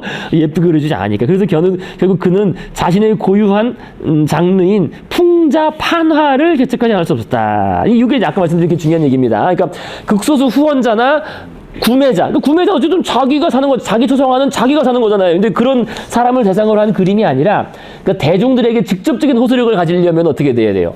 대중들이 관심을 가지는 문제, 그거는 사회적인 문제죠. 그죠? 사회적인 문제를 풍자화로 그려서 그 다음에 그것을 인쇄술의 발전으로 지금 막 번성하게 된 대중매체인 신문 또는 잡지, 그죠? 그런 형태로 발표를 하고 그런 형태로 사람들의 이목을 끌고 해서 이쪽에서 결국 한 일가를 이뤘다는 겁니다. 그래서 이것은요, 즉 쉽게 말해서 대중들에게 직접적으로 호소했다는 거예요. 자신의 그림을 호소하고 판매하는. 그러니까 이것 자체도 일종의 자본주의적 성격이 되는 시장 시스템이 되는 거죠, 드디어. 그러니까 그 전까지는 그렇지 않았다 그랬잖아요. 예전에는 주문자나 후원자가 주문을 하고, 그죠? 그래서 그것을 돈을 주고 이제 이렇게 그려주세요 해서 그 그림을 구매를 했는데 이제는 그게 아니라 그냥 자기가 먼저 만들고 시장에서 인기가 좋으면은 비싸게 파는 거고, 그죠? 이런 식으로 됐다는 거 이게, 그죠? 그래서 지난번에 물론 그런 시작은 네덜란드에서부터 그렇게 시작이 됐다고 말씀드렸는데요. 이제는 정말 이 시대는 완전 그렇게 된 거예요. 이 대중매체 때문에 신문 및 잡지 등의 이 대중매체가 발전하면서 이제는 완전히 예술가가 그러니까 다시 말해서 대중들의 기호를 고려해야 된다는 거예요. 이제 다른 점이. 그전에는 후원자의 입맛에 맞아야 되는 거 아니에요? 돈을 내는 사람, 주문자나 후원자의 선호나 입맛에 맞는 그림을 그렸다면은 이제는 불특정 다수 대중을 생각해야 된다는 거예요. 그게 다른 겁니다. 근데 오늘날의 예술가들하고 똑같죠. 근데 그전에는, 그죠? 오늘날의 예술가들은 불특정 다수의 대중들을 그래도 생각하잖아요. 그죠? 이게 대중적으로 어떤 영향을 줄까, 사람들이 좋아할까를 염두에 두는 것처럼, 이제 이때부터 이렇게 된 겁니다. 이때부터. 그리고 그것이 가장 효과적인 것은 사회를 비판하는 거죠. 그래서 사회를 비판하는 것은 대중들의 공통된 그 관심을 받을 수 있잖아요. 그래서 풍자화가 되는 겁니다. 이게 딱 간단히 성립해요. 그 경제적인 예술가의 경제적인 시스템과 그 주제 선정이 그렇게 맞아떨어집니다. 또 매체의 발달하고요. 그래서 그렇게 이해하시면은 그 뒤 19세기 발달까지 쉽게 이해할 수 있습니다. 그러니까 19세기 예술가들은 이제 그 환경에서 작업을 하기 시작한 거거든요. 19세기부터는 달라요. 그러니까 17, 18세기까지는 그래도 주문이 있고 후원이 있고 해서 그 사람들의 기호에 맞게 제작을 하고 그리고 했는데, 그러나 19세기부터는 이제 완전히 주문이나 후원자의 의도 같은 건 그런 건 없고, 그러니까 내가 무엇을 그려야 성공할 수 있을까? 요걸 생각하는 거죠. 그죠? 내가 무엇을 그려야 대중적으로, 그죠? 크게 성공할 수 있을까? 라는 거를 생각해야 되는 이제 그런 시간이 됐다는 겁니다. 19세기부터요. 그러니까 한 200년 전부터죠. 그래서 호가스의 소년 시절에 학교 선생이었던 아버지가 빚 때문에 감옥에 갇힌 적이 있었는데, 이 경험은 화가 인생에 직접적인 영향을 미쳤다. 그래서 탕자 행로라는 그의 판화를 보면 빚진 이들을 가두는 감옥과 정신병자들을 수감하는 베들레헴 병원의 비참한 상황 같은 인생의 어두운 부분을 극명히 묘사하고 있다. 호가드는 또한 최초의 정치 풍자 만화가도 활약했다. 그는 다양한 사회계층을 풍자했는데 그의 판화에서 게으른 귀족이나 술 취한 도시 노동자들, 그러니까 회화 미술에서 그들이 묘사되기는 처음이니까, 그러니까 도시 노동자를 묘사한 건 사실상 처음일 수밖에 없는 게요. 아니 도시 노동자 그림 그리면 이거 누가 사죠? 그 전에는 노동자가 돈을 내고 사는 건 아니잖아요, 그죠? 그러니까 돈을 내고 살 수 있는 거는 귀족들이고, 그 귀족들이 내 초상화 그려줘 해가지고 돈 주고, 그거 당연히 귀족들을 그린 거지. 귀족이나 부유한 사람들을 그렸는데, 이 사람은 도시 노동자를 그려도 이제 팔 수가 있는 거죠. 그죠? 신문이나 이걸 통해서 대중 매체를 통해서 판매하면 되는 거니까, 인기를 얻으면 되는 거니까요, 그죠? 그러니까 이제 이런 거를 그릴 수 있게 됐다는 겁니다. 또 부패한 정치가들 모두 똑같이 인간 쓰레기일 뿐이었다. 근데 이렇게 그리면 대중들은 좋아할 거 아니에요. 그래서 앞에 있는 그림처럼요, 그죠? 이렇게 정치가, 그 당시 누군지 모르겠습니다, 저는. 어쨌든 이렇게, 그죠? 그 당시 리버티 해가지고 극단적인 자유주의 정치가 했나봐요, 그죠? 모든 걸 자유롭게 맡기자 이런 식의 이런 정치가 존 윌크스라는 사람을 풍자한 판화 이렇게 딱 그리면은 표정도 아주 우습죠, 그죠? 이렇게 그려놨잖아요, 그죠? 이렇게 풍자한 판화를 그려서 사람들이 이제 관심과 이제 생각, 그래, 이 인간 또라이야, 이런 식으로 하는 사람들이 막 생각을 하니까요. 이제 인기를과 주목을 받았다는 겁니다. 이런 식의 정치 풍자화. 그래서 이 사람이 지금 자신의 자화상인데요. 근데 이 자기가 길렀던 개 이름이 트럼프라고 그럽니다. 트럼프. 오늘날 트럼프. 근데 이 사람 그림에는 개가 상당히 많이 등장해요. 이 개가 뭔가 풍자적인 그런 의미가 있긴 있는 거겠죠. 그죠? 개가 상당히 많이 등장. 인생이 다 그렇고 그렇다는 그런 의미 같아요. 인생이 개 같다라는 의미 같기도 하고요. 왜 시니컬하다는 게 그때 말씀드렸죠. 시니컬하다는 게, 그죠? 개가, 라틴어로 개 같다는 거니까 냉소적이다. 냉소, 풍자, 그런 거라는 거죠. 그런 관점이 들어가 있다는 거죠. 자, 그래서요, 결국 화가로는, 아까 말씀드렸지만은, 화가로는 성공하지 못하고, 그러니까 초상화를 좀 그렸는데, 인물을 미화시켜 그리지 않았기 때문에, 이제 화가로는 성공하지 못했다. 그런데 그래도 이제 초상화를 그린 게 남아있어요. 근데 제일 유명한 초상화가 이겁니다, 이거. 이 조상한데요. 이게 아버지 윌리엄 존스. 이름이 똑같아요. 아들도 윌리엄 존스예요. 똑같은데요. 저희가 이 사람은 본 적이 있죠. 기억나세요? 두 분은 기억나셔야 되는데.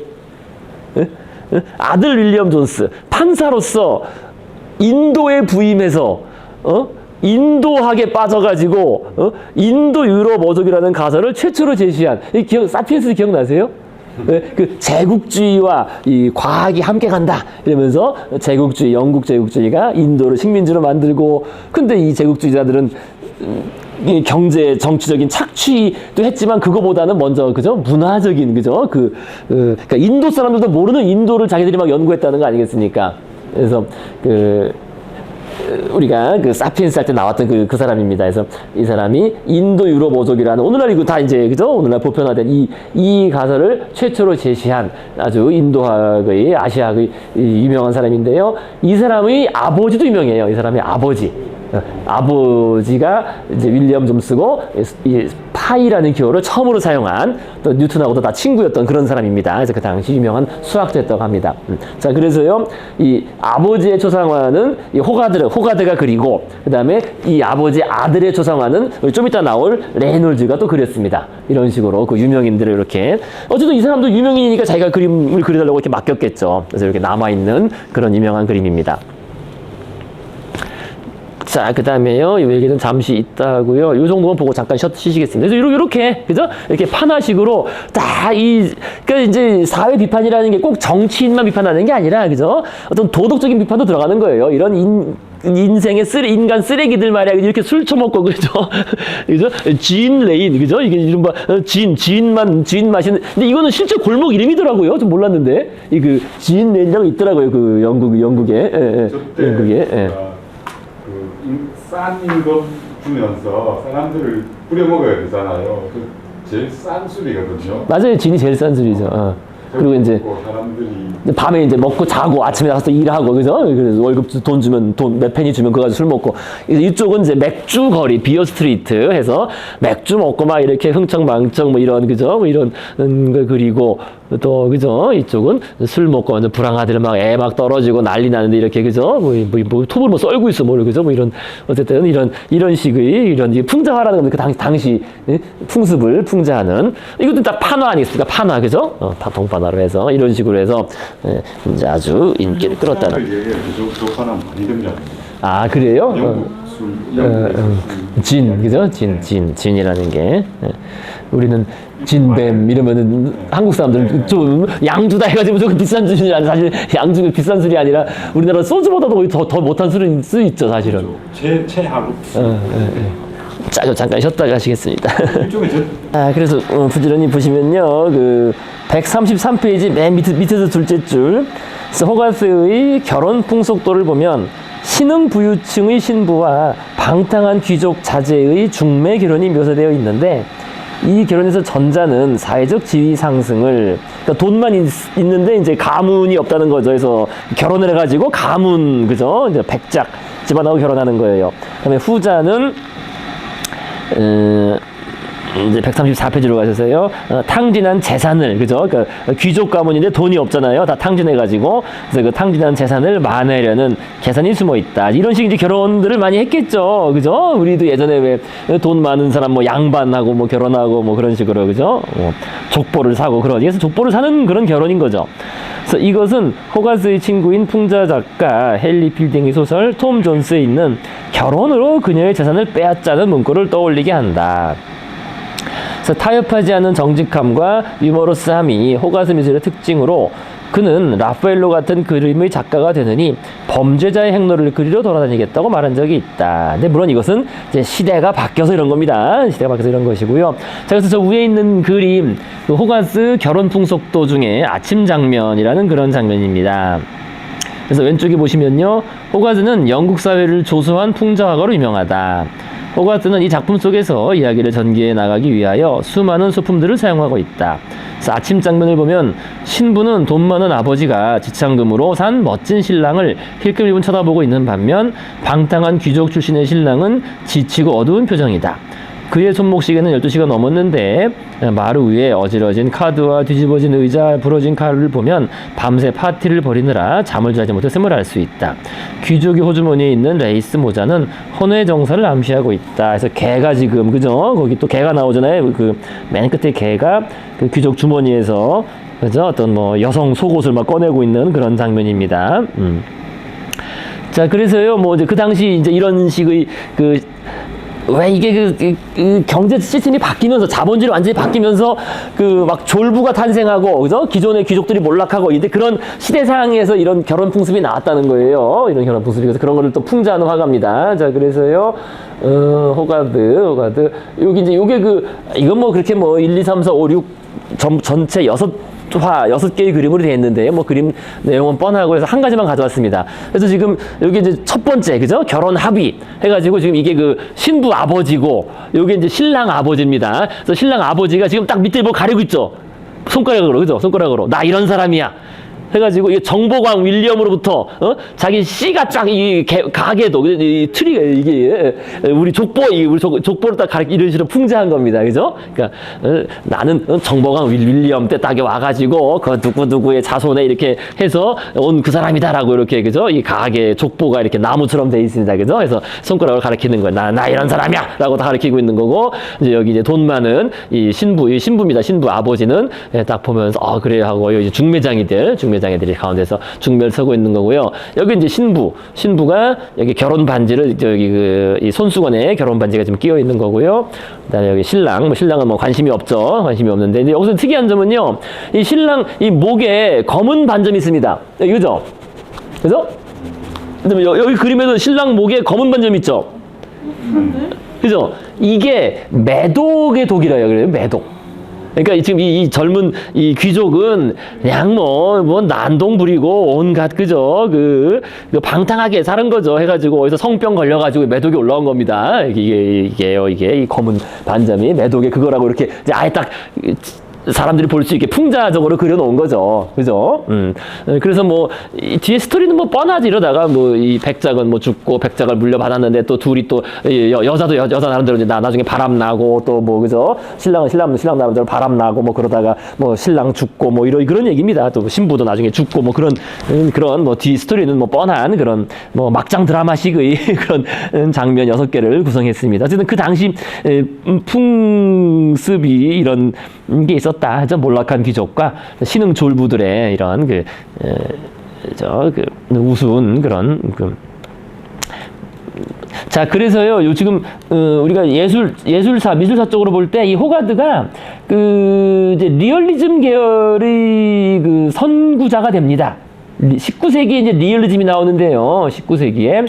그러니까 이제 핵심은 그거예요. 아까 133페이지에 나왔던 그 제목. 그러니까 사회 비평가로서의 화가. 그러니까 원래 예술가가 사회 비평가 또는 사회 비판 의식을 가지게 된다라는 거는 이건 사실 원래 없던 일이고 있을 수가 없는 일이거든요, 원래는. 근데 그것이 시작된 게 우리는 리얼리즘이라고 얘기하면 19세기 리얼리즘으로 이제 그때부터 본격화가 된 거고요. 19세기 리얼리즘부터 예술가가 그러니까 그런 말을 많이 하잖아. 야, 예술가라면은 말이야 뭔가 사회를 바라보는 뭐 예리한 눈이 있어야지, 날카로운 눈, 사회 비판 의식, 예술가는 뭐 살아 있어야 돼. 그런 얘기 나오는 게 그게 원래 그런 건 있을 수가 없는 거고요. 있을 수가 없는 거고. 근데 그것이 이런 좀 지금 말씀드린 그런 베이스적인 그런 사회 경제적인 변동, 그다음에 대중매체의 발달, 그다음에 당연히 주문 후원 시스템이 붕괴, 그러면서 예술가는 그러면 무엇을 할 것이냐? 주문이 없는데 뭐 해야 됩니까? 아까 말씀드린 것처럼 자기가 이 그림을 팔아서 살아야 되는데 그러면 당연히 사람들이 관심 가지는 거는 사회 문제죠. 그래서 그러니까 사회 문제를 이렇게 풍자하고 그거를 폭로하고 그게 이제 바로 리얼리즘으로 바로 나타나는 겁니다. 자, 그래서요 하나 보시고 가시겠습니다. 176페이지. 페이지 176페이지 보시면요. 그 리얼리즘 나오거든요. 리얼리즘, 낭만주의 이어서 리얼리즘 176페이지예요. 176페이지 맨 아래쪽 박스 보시면요. 176페이지 아래쪽 박스. 풍자화라고 돼 있잖아요. 풍자화. 오돌의 도미에의 풍자화. 도미에도 똑같아요. 호가즈하고. 도미에가 신문 만화 그리는 사람이었어요. 아까 그런 만화. 신문 네컷 만화 이런 풍자화를 그리는 사람이었고요. 그래서 이런 식으로 그림을 그렸는데 거기 바로 첫 문장 그렇게 되어 있지 않습니까? 윌리엄 호가스, 그죠? 지금 우리 보고 있는 윌리엄 호가스의 정신적인 계승자인 도미에는 프랑스 사람입니다. 도미에는 귀족과 정치가들의 의수되는 모습을 그로테스크하게 풍자한 캐리커처를 주로 그렸다. 뭐 그래서요, 뭐 이런 어쨌든 여기 지금 이 3등 열차 그림도 아주 민중들의 그죠? 민중들의 어두운 그런 현실을 그린 거 아니겠어요? 현실을, 그죠? 그래서 현실을 그렸다 그래가지고 그 리얼리즘이에요. 이 리얼리즘. 자, 그래서요 한 가지 미리 보시고 가시면은요, 이제 한 페이지 넘어가서 175페이지에 175페이지 맨 위에 그러나 새로운 사실주의 화가들은 이 사실주의가 리얼리즘입니다. 영어로 리얼리즘. 그러니까 새로운 리얼리즘 화가들은 시각적으로 인지된 것들만 수정하지 않고 정확하게 모방하기를 고집했다라고 했는데 이게 왜 이랬느냐라는 게 중요한 거예요. 왜? 똑같이 그리는 게 뭐가 중요하냐? 그게 다른 게 아니라 똑같이 그린다는 게 요때 그런 의미를 가졌어요. 폭로, 사회의 어두운 현실에 대한 폭로. 그거를 이해하지 못하면은 이 글을 이해할 수 없습니다. 요 리얼리즘을요. 그게 가장 핵심적인 사항이에요. 그러니까 지금 이 책에는 그런 서술이 없는데, 이거 왜 똑같이 그리는 거를 왜 고집했느냐. 그거는, 이 사람들은 사회 현실을 있는 그대로 폭로하고, 근데 그게 이제 일종의 사회 비판이라고 봤던 거죠.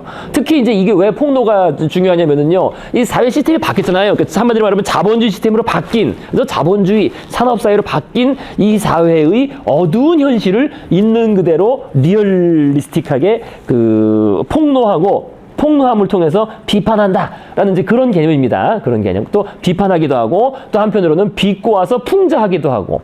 그래서 지금 이 호가드가 요 리얼리즘의 선구자적인 그런 위치에 있는 사람이다 이렇게 볼 수 있습니다.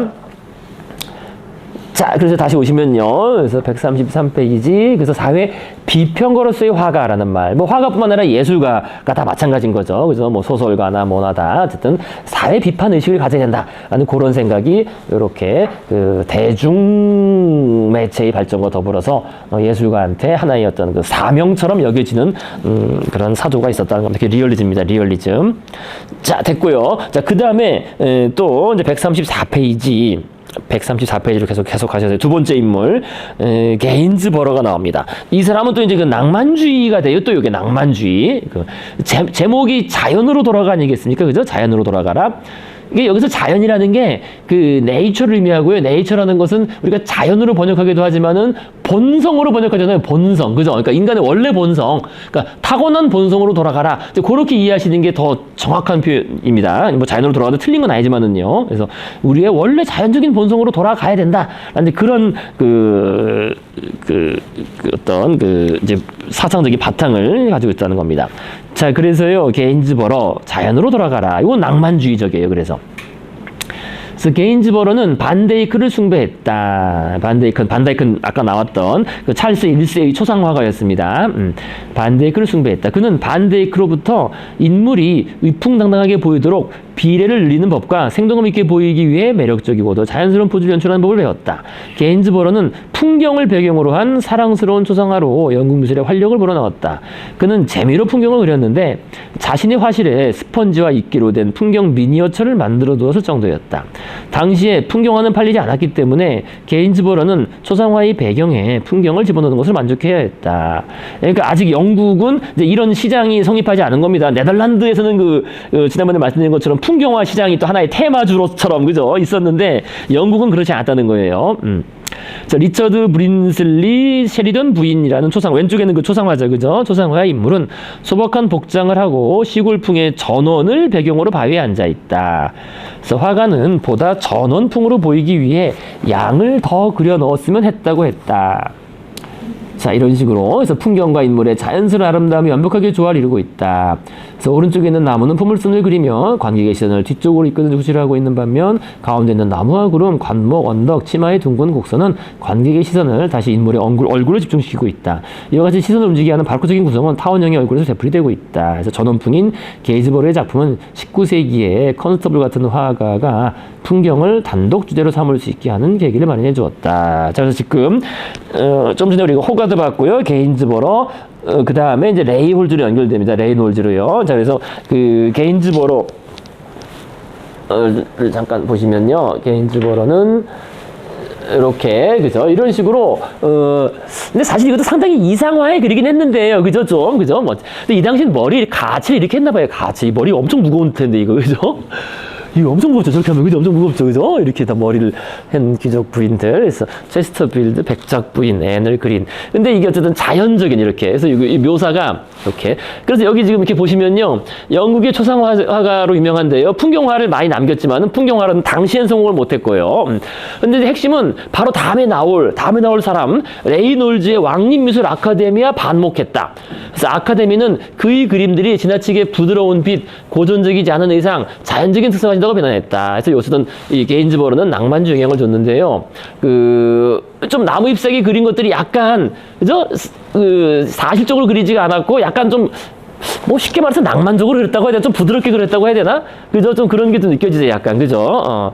근데 우리가 보기에는 큰 차이가 없는 것 같긴 한데, 어쨌든 그렇다고 합니다. 좀 그렇게 보이기도 해요. 어쨌든 전원 풍경을, 배경을 바탕으로 이런 식으로. 전형적인 그 토상하고요. 이 사람이 그린. 그다음에 이제 이 사람이 그린 제일 유명한 그림이 이제 두 개. 요거 보신 적 있을 거예요, 아마. 요 가장 유명한 그림 중에 한 가지입니다. 그래서 이런 식으로 그 초상화와 풍경화를 어떤 통합한, 그죠? 풍경화 뒤에 전형적인 풍경화고 초상화, 그죠? 이 부부를 그린 아주 요것도 유명한 그림입니다. 자, 그다음에요. 또 이런 식으로 파란 옷의 소녀, 이것도 본 적이 있으실 겁니다, 아마. 이것도 그 게인즈버그의 작품 중에서 대중적으로 가장 많이 알려진 작품입니다. 요 그림이요, 요 그림. 그래서 이것이 대중적으로 많이 알려졌는데, 이제 20세기 초에 고가로 미국 재벌에게 팔려갔을 때 이제 수많은 영국인들은 항구에 몰렸다고. 이제 그 그림이 떠나는 그 항구에 뭐 몇만 명이 모여서 그를 그렇게 뭐 송별 같은 걸 했다고 합니다. 그래서 요 그림이 제일 유명한 그림입니다. 이 게인즈버그 그림 중에요. 자, 그래서요, 이제 요런 그림 보시면요, 이제 요 사람이 이제 아까도 말씀드린 것처럼 지금 나오는 이 세 명이 이후 영국 미술의 그 일종의 그 선구자 내지는 그 아까 말씀드린 시조 아버지께 향한 사람이라 그랬습니다. 그죠? 그래서 그 뒤에 다 영향을 줘요. 그래서 좀 전에 봤던 호가드는 리얼리즘 계열 또는 풍자, 뭐 정치문 요런 쪽에 영향을 주고 이 사람은 시장에서 돌아오는 길에서 컨스터블의 풍경화에 영향을 줍니다. 컨스터블. 그래서 우리가 컨스터블 같은 경우에는 몇 페이지를 보시냐면요. 168페이지 거기 다 연결되어 있습니다. 이렇게 연결해서 보시면 됩니다. 168페이지 보시면요. 168페이지에 그죠?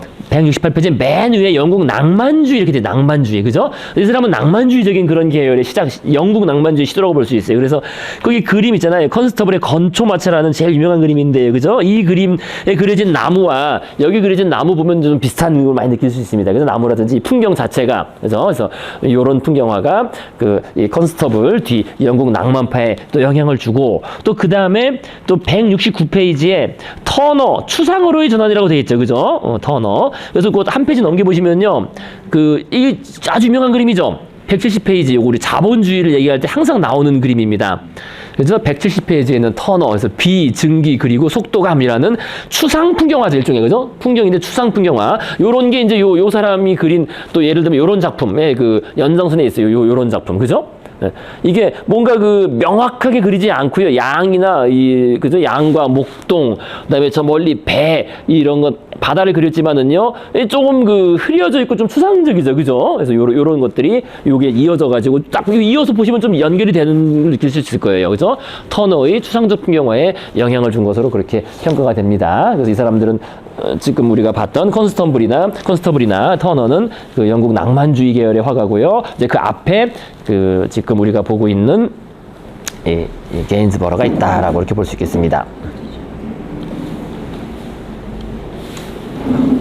앞에서 봤던 교회 그림이나 이런 거랑 완전히 느낌이 달라요. 이제 달라지죠, 그죠? 달라지죠. 교회 그림. 특히 이제 영국은 아까도 말씀드렸지만 영국은 청교도적인 전통 때문에 이런 이제 교회 예술, 종교 예술 같은 걸 하지 않았으니까요, 그죠? 자, 그 다음에 이제 135페이지에 보시면요. 네, 레이놀즈 보시겠습니다. 135페이지 레이놀즈 3인방 지금 영국 회화사의 초창기 3인방입니다. 그래서 게인즈버그, 레이놀즈는 한편으로는 이 사람은 고전에 대한 찬양해가지고 이 사람은 신고전주의적인 그런 경향이 또 선구가 됩니다. 레이놀즈, 고전에 대한 찬양. 레이놀즈가 얼마나 장엄한 고전에 매료되었는가. 고전은 물론 그리스 로마를 말하는 거죠. 하는 증거는 그가 라파엘로의 작품을 모사하기 위해 바티칸의 차디찬 방에서 너무 오래 머물다가 귀머거리가 되었다는 일화를 통해 알 수 있다. 그래서 대륙에서 평생 고칠 수 없는 지병을 얻은 이후 그는 자신이 초상화에 로마의 유물과 조작을 본뜬 포즈를 반드시 그려넣었다. 그러나 그의 딜레마는 역사화가만이 제대로 된 화가들을 받는 당시 상황에서 초상화로 생계를 꾸려야만 한다는 데 있었다.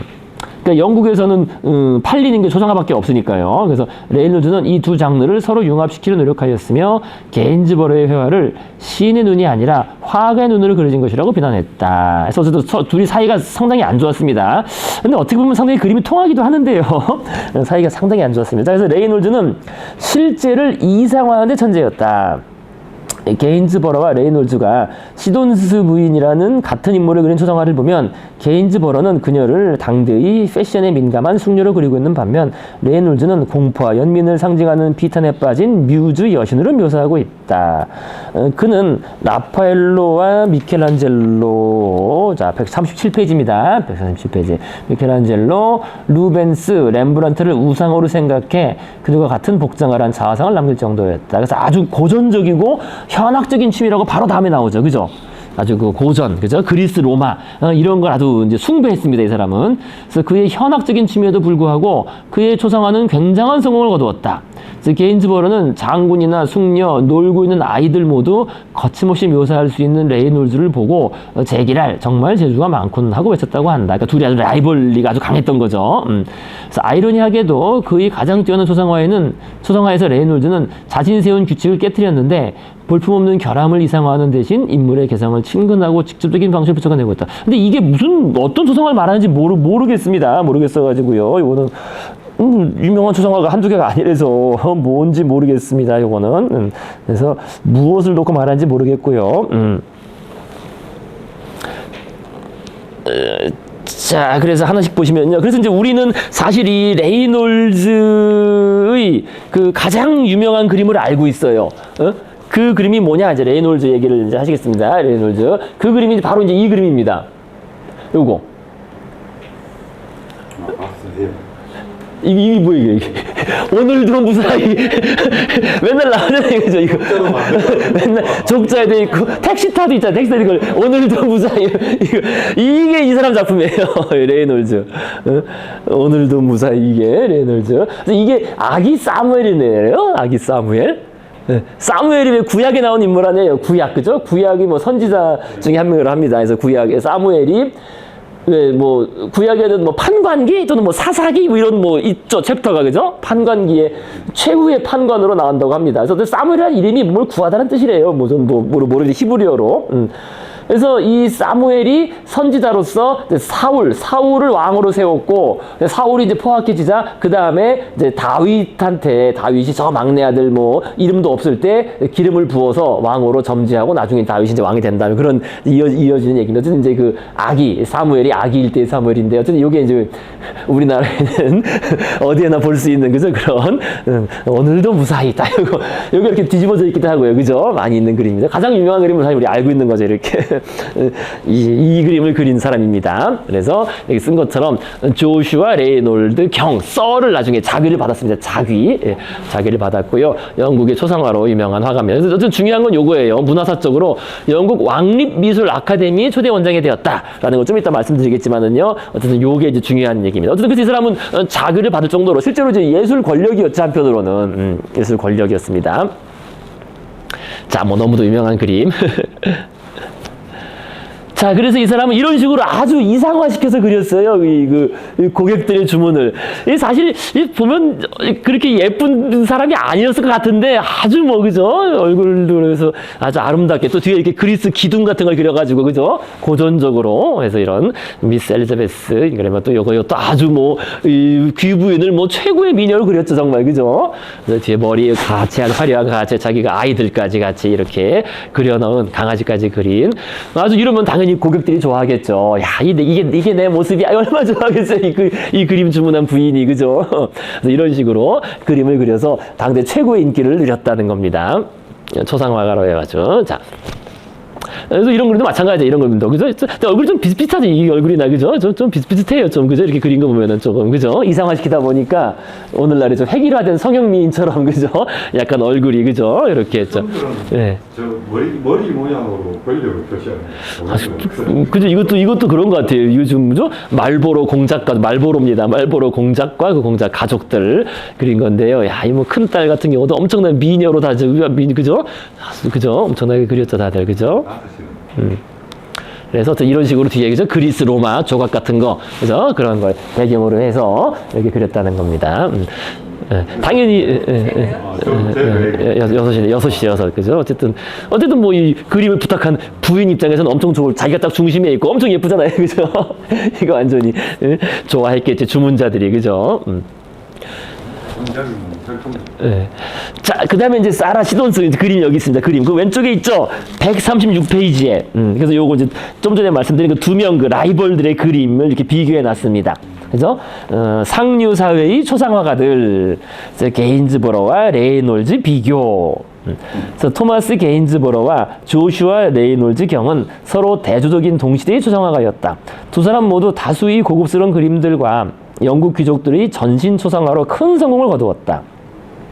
그들의 작품은 갤러리에 종종 나란히 전시되었는데 그들 작품에 등장한 주인공이 동일인일 때는 어느 것이 누구의 작품인지 혼동하기 쉬웠다. 그죠? 겉으로 봐서 잘 혼동이 좀 그저 구별이 안 되죠. 그러나 그들의 작품을 외형적으로나 내면적으로 구별할 수 있는 여러 가지 방법이 있다. 그래서 게인즈보러와 레이놀즈. 그래서 게인즈보러는 작품 제작을 매우 쉽게 하며 주문이 밀렸다. 그림은 항상 제때에 맞춰 완성해야 하는 법이라고 말하곤 했다. 반면 레이놀즈는 작업에 시간이 걸리고 완벽을 기하며 조심스러웠다. 그다음 게인즈보러는 소박하고 즉흥적이며 주문자와 농담을 주고받을 여유가 있었다. 부인, 당신의 곳은 어디인가요? 그죠? 반면 레이놀즈는 완벽한 신사이자 학자로서 집에서조차 근엄하게 굴었다. 그다음에 게인즈보러는 지적인 배경이나 야심도 없고 자연과 음악을 사랑했다. 이게 낭만주의적인 계열이에요.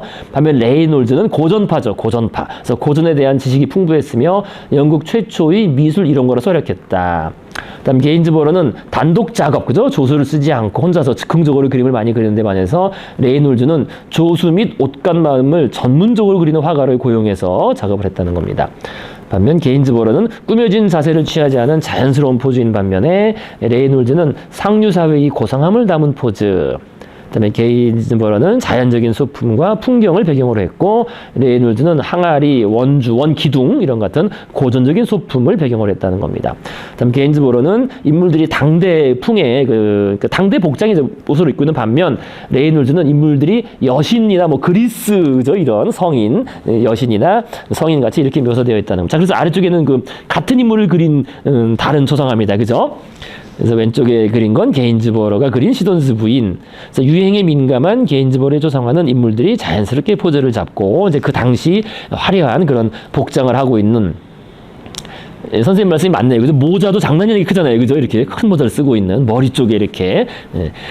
반면 오른쪽은 야 이것도 대단해요. 그죠? 이것도 비극의 여신으로 분장한 시돈스 부인에서 정말 비극의 여신 뒤에 그죠? 이런 비극의 장면들이 막 있고요. 그죠? 그 신들의 그림이 있고. 그래서 레이놀즈는 인물들을 고전 속의 여신같이 이상화했다. 그래서 동일인을 그린 서로 다른 초상화입니다. 근데 이제 이 사람이 왜 동일 인물을 그렸느냐? 이 인물이 이 당시 너무나 유명한 인물 사람이라서 그랬던 거예요. 앞에 이제 보시면요, 그죠? 이 사람이 지금 그 시돈스 부인이라고 돼 있는데 시돈스, 사라 시돈스라고 그죠? 그 당시의 최고의 여자 배우였다고 합니다. 여기 쓴 것처럼요, 이렇게. 그래서 웨일즈 출신으로 그죠? 18세기에 영국에서 가장 유명한 비극 배우였다고 합니다. 18세기에. 그래서 1780년대 중반부터 크게 인기를 얻었으며 최고의 배역은 셰익스피어의 맥베드 부인으로 이제 연기를 하면서 그죠? 그 런던 그쪽에 코벤트 뭐 이런 데서 막 극장에서 상연을 하면서 아주 엄청난 인기를 끌었다고 합니다. 그래서 지금 이게 이렇게 무대에서 비극 연기에 몰두하고 있는 그런 시돈스를 이렇게 그린 이것도 판화입니다. 판화. 그래서 이제 아까 말씀드린 그게 결합되는 거예요. 그 얘기가. 이게 대중매체, 그죠? 신문이나 이런 판화, 이런 걸 통해서 여기 쓴 것처럼 당시 신문이 보급되면서 그녀를 직접 보지 못한 사람들이 훨씬 많잖아요, 사실은. 그래서 직접 가서 보지 않고서는 이 배우를 볼 수가 없는데도 어떻게 돼요? 신문에 이제 맨날 나니까. 신문에 이렇게 막, 그림이 나오고, 그래서 거기서 공연을 했다, 뭐 어떤 옷을 입었다, 이런 것까지 해가지고, 한마디로, 이른바, 어떤 의미에서는 영국 최초의 셀럽, 셀럽이 됩니다. 셀럽에서. 그러니까 보지도 못한 대중들의 입에도 오르내리며 대표적인 셀럽이자 일종의 문화적인 아이콘, 그 시대의 또 그 당시에는 또 영국이 또 잘 나갈 때 아니에요. 이때 산업혁명 시작하면서 막 그죠? 그죠? 그 18세기, 19세기 넘어가는 그 시기였기 때문에 이제 그런 것까지 사회 분위기까지 해가지고 당대 최고의 셀럽이자 아주 일거수일투족이 막 신문에 보도되는. 그래서 사람들도 그거 가지고 막 까십거리 만들고 해서 이제 별의별 소문들을 다 만들어야 되는 거죠. 그래서 잘하시던 아주 뭐 성적으로 막 문란하다 아니다 뭐 하고 막 서로 막 그런 거 많잖아요. 그죠? 오늘날에도 그래서 유명인들에 대해서 그런 식의 이제 그 막 오르내리는 그 대중매체의 힘이에요. 그런 의미에서 어쨌든 그런 의미에서 최초의 그 셀럽이 되었다라고 셀럽이 인물이다. 그러니까 이제 유명한 인물이니까 이렇게 그 당시 최고의 화가들이 서로 막 그린 겁니다. 그림을 그죠? 그러니까 왼쪽에 있는 그림이 이게 실제 이렇게 입고 다녔던 거겠죠. 그죠? 이렇게 이 당시 당대 최고의 배우였으니까요. 또 오른쪽은 뭐 연기할 때 이런 식의 옷을 입었을 거고요. 당대 최고의 배우로서 그런 인물이었다는 겁니다. 자, 그다음에요. 다시 이제 앞으로 오셔서 하나 이제 중요한 사항 135페이지 이제 아카데미 얘기를 이제 하나 하시겠습니다. 왕립 아카데미와 장려 양식. 그죠? 왕립 아카데미. 그래서 아까 말씀드린 것처럼 이 사람은 조슈아 레이놀즈 그래서 썰을 받을 정도로 자기 기사 자기를 받을 정도로 그 어떤 이론가에 쓰면서 아주 그 지식인으로서 어떤 그 왕립 아카데미 원장이 되었는데요. 보시겠습니다. 그래서 프랑스의 왕립 아카데미를 본따서 프랑스 왕립 아카데미는 1648년인가 그때 그죠? 그때 설립됐는데요. 그걸 본따서 그 영국의 왕립 미술 아카데미가 설립됐습니다. 그래서 1768년이면 조슈아 레이놀즈 경이 최초의 원정을 부임했다. 그가 20년도 넘게 저술한 15권에 달하는 화론을 보면 그림 이론이죠. 그래서 고전주의에 근거한 엄격한 규칙을 정립해 놓고 있다. 그러니까 고전주의니까 이것도 사실 아까 이미 아까 말씀드린 그 변두리 현상 비슷한 겁니다. 변두리 현상, 변두리 문화에서는 항상 그죠? 본토의 문화를 그대로 모방한다 그랬어요. 뭐 다른 방식이 없으니까 그죠? 레디컬하게 있는 그대로 그냥 따라할 뿐이다라는 겁니다. 그래서 그런 게 들어가 있어요 여기에. 그래서 그거를 그리스 로마의 그 규칙을 그대로 따라야 된다. 그래서 화가는 모름지기 장려 양식 뭐 번역을 이렇게 했는데요. 그냥 그랜드 매너라고 그럽니다. 그랜드 매너. 그래서 그랜드 매너가 어느 분야나 다 있었습니다. 그러니까 꼭 따라야 할 규칙이라는 거, 이거 어기면 안 된다는 겁니다. 그래서 그랜드 매너 이런 방식으로 따라야 된다 라고 하는데, 그 장려 양식이란 이상화된 미를 의미하는 프랑스적 개념으로서, 근데 사실 프랑스적 개념이 아니라 이 프랑스적 개념은 이거는 그 그리스 로마에서 온 겁니다. 그리스 로마에서 와서 프랑스 아카데미에서 그렇게 하니까 영국 아카데미도 그렇게 따라한 거예요. 사실은 이게 따라한 겁니다. 그래서 고대 로마의 소품과 이상화된 자연 풍경 속에 영웅적인 인물들을 그리는 것을 말한다. 그래서 역사에서 찾은 의미심장한 주제를 그린 장면이 가장 선호되었다. 그래서 역사화 또는 신화적인 장면 이런 것이 최고의 주제고 나머지는 다 그 마이너한 덜 떨어진 주제라는 거예요.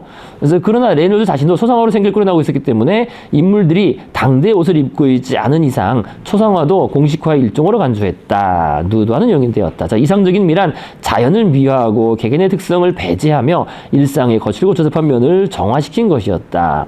따라서 레이놀즈는 자신의 모델들을 신이나 여신같이 묘사했다. 그러니까 개인의 특성을 강조하는 것은 낭만주의입니다. 그건 외워두셔야 돼요. 그죠? 개개인의 특성을 강조하는 건 낭만주의고, 이거는 고전주의는 특성보다는 보편성, 보편적인 규칙, 보편적인 비례, 조화 이런 거를 강조하는 게 고전파입니다. 이건 지금 고전파예요. 기본적으로 고전주의. 그래서 아카데미는 이후로 100여 년 동안을 양보할 수 없는 권위를 누렸다. 그러나 19세기 말 아카데미는 평범한 작품을 지지하고 진보적인 미술을 받아들이지 않았다. 그래서 이제 한 1898년, 그러니까 19세기 말에 가서 작가 조지 무어는 어느 글에서 거의 모든 화가들이 아카데미를 싫어하고 경멸하고 있다는 사실은 상식화되었다고 쓰고 있다. 그래서 요거는 지금 그 영국 아카데미의 상황을 이렇게 서술된 거지만은요, 프랑스 아카데미도 똑같아요. 그래서 이 아카데미는 말 그대로 공식적으로 왕립 아니에요. 그 프랑스도 왕립, 그죠?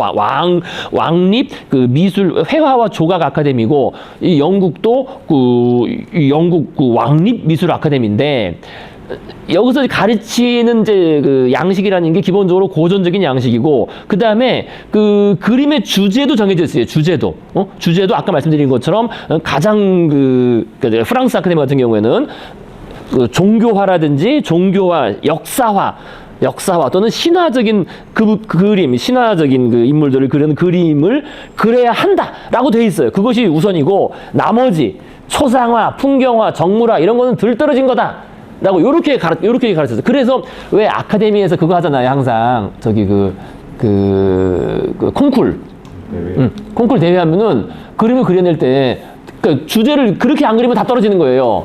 그러니까 그 아카데미의 입맛에 맞는 그죠? 어떤 고전적인 신화를 주제로 아니면 그죠? 종교적인 뭐 그런 걸 주제로 이렇게 그 규칙에 맞게 그려야만 콩쿨에 당선이 되고 그러면 당선돼야 또 이제 사람들이 물건도 그 그림도 사고 인정받을 거 아니에요. 근데 이제 그게 아닌 개성적인 그림을 그리는 화가들은 인정을 못 받게 된 거죠. 이제 그게 이제 19세기 내내 누적된 겁니다. 누적돼가지고 프랑스에서도 불만이 터져 나오고 근데 그 불만이 터져 나오는 게 이제 그 인상파 막 나오는 거 이렇게 나중에 다 나옵니다. 그렇게 인상파라든지 그런 식으로 나오고 영국도 마찬가지로 이제 그 19세기 중반 가면서 이게 무슨 그림이나 해가지고 이제 불만이 터져 나오게 된 겁니다. 근데 그런 아카데미가 없던 그 네덜란드에서 오히려 자유롭게 풍경화나 초상화나 뭐 정물화가 막 발전했는데요.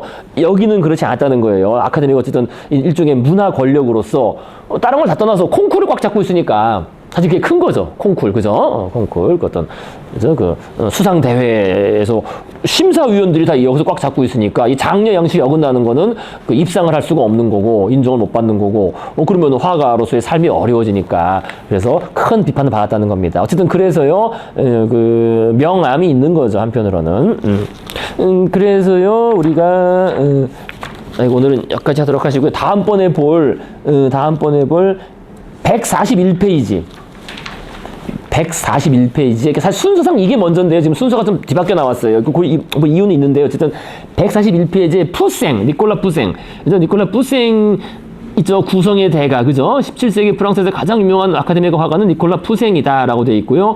그 세 번째 문단에 보세요. 세 번째 문단. 푸생이 남긴 가장 큰 유산은 회화를 창작하는 방식의 하나인 장려 양식, 그랜드 매너를 창안했다는 거예요. 그래서 그는 회화 창작에서 기본은 주제와 그 전개 방식이 전쟁이나 영웅적인 행동, 종교적인 테마와 같은 위대한 것이어야 한다는 것이다. 이게 고전주의 시대의 그리스 시대의 어떤 영웅적인 행동 또 아니면 뭐 기독교적인 종교적인 어떤 그죠 그런 그런 것으로 어떤 그랜드한 것이어야 된다. 그랜드 테마가. 그래서 그랜드 매너예요.